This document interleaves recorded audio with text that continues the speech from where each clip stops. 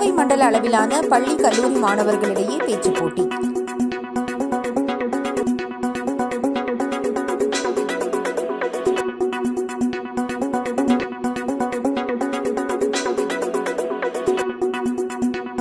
கோவை சித்ராவில் உள்ள கல்விக்கூடங்களில் கம்பர் என்னும் தலைப்பில் PSG கலை அறிவியல் கல்லூரி தமிழ்துறை சார்பில் கோவை மண்டல அளவிலான பேச்சுப் போட்டி கல்லூரி வளாகத்தில் உள்ள பொதிகை அரங்கத்தில் நடைபெற்றது.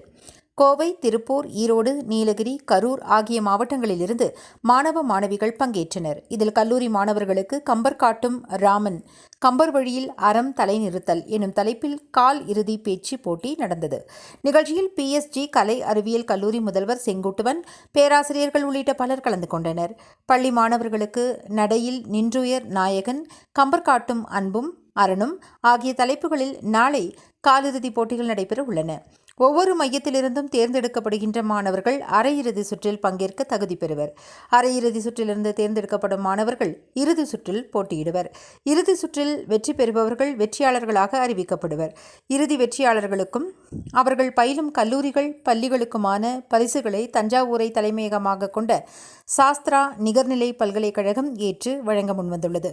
தவிர அரையிறுதி சுற்றிலும் காலிறுதி சுற்றுகளிலும் வெற்றி பெறுகின்ற மாணவர்களுக்கும் தக்க பரிசுகள் வழங்கப்படும்.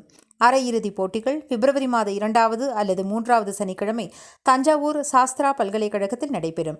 இறுதிப் போட்டி அரையிறுதி சுற்றுக்கு அடுத்த நாளான ஞாயிற்றுக்கிழமை நடைபெறும். கல்விக்கூடங்களில் கம்பர் போட்டிகளின் பரிசளிப்பு விழா ஏப்ரல் 12ஆம் தேதி கம்பருடைய பள்ளிப்படை கோயில் அமைந்துள்ள நாட்டரசன் கோட்டையில் நடைபெறவுள்ளது.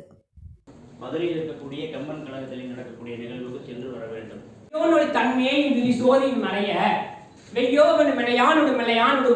ராமனின் அழகை எப்படி வசீகரித்தார்கள் என்றால் தோள் கண்டார்